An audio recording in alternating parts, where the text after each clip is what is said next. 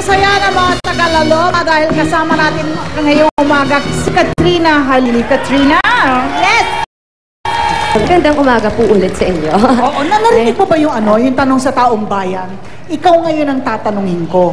Na kapag mahal mo ba yung isang tao, kaagad-agad mo bang ibibigay yung tiwala mo ng bigay todo? Opo, kasi mahal nyo nga po, di ba? Hindi ka po nagmamahal kung hindi mo ibibigay yung 100%. May tiwala, may pera, may lahat. So, habang nanliligaw pa lang siya, di ba? Habang niniligawan ka, papadala ng bulaklak, chocolates, di ba naghahanap ka kagad ng mga senyales kung itong tao bang ito, itong lagay na to, is worthy of my love and trust. Kilalanin mo yung mga, kung sino man yung nanliligaw sa'yo, di ba? Tapos darating naman yung time na ikaw makapagsabi kung ano na yung na-feel mo sa kanya, di ba? Kung okay na kayo. So ikaw ngayon ba, nagde-date ka, date ka ngayon? Ngayon hindi po. Hindi ka nagde-date? Hindi. Pero single ka, di ba? Apo. And you are what, 25? 25. Ilang taong ka na, Papa Jack? Hi, Miss Katrina. Ha?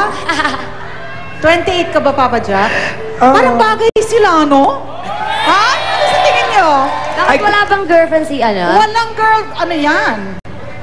Pinata yan. Miss Katrina, mamaya iuwi mo ako kung marami kang labada, ako gagawa. Kasama ko po si Cel, kasi Josel ang pangalan niya.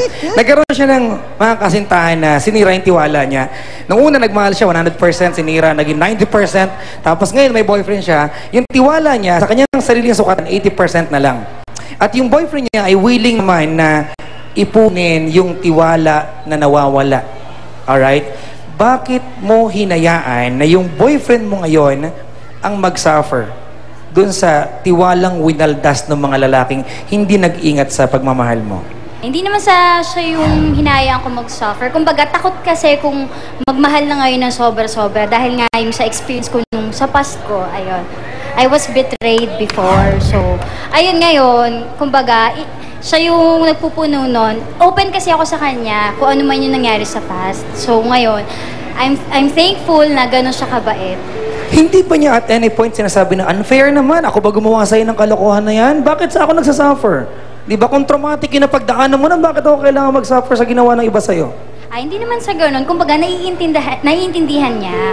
Kaya maswerte din ako kasi understanding yung boyfriend ko ngayon. Ang kambal, meron ding nakuhang reactions! MMJ! Yes, Mama Ali, Papa Jack! Kasama namin si Mami Cecilia. Yes, ang ganda-ganda naman. Kayo, para sa inyo po ba, Mami? Pag mahal mo ba, dapat bang magtiwala ng sobra at bigay todo? Oo. Kasi depende pagka halimbawa, mahal mo ang isang tao, ramdam mo dito sa puso mo. Oo naman. Ilan na ho ba ang anak nila? 11. 11. Kaya pala bigay todo kayo. Sobrang tiwala na pala yun. Oo. Ikaw, kuya, naniniwala ka ba na dapat magtiwala sa mahal mo ng sobra at bigay todo? Siyempre.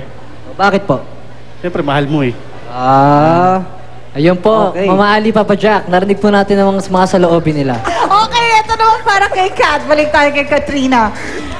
Katrina, the fact that you're artista ka, masasabi mo ba na dapat mas maingat ka sa mga taong mamahalin mo at bibigyan mo ng todo-todong tiwala? Para sa akin po, kahit artista ka ba o normal ka or ordinaryong tao lang, wala po tayong dapat ikatakot basta mahal natin yung sarili natin, hindi tayo magkakamali.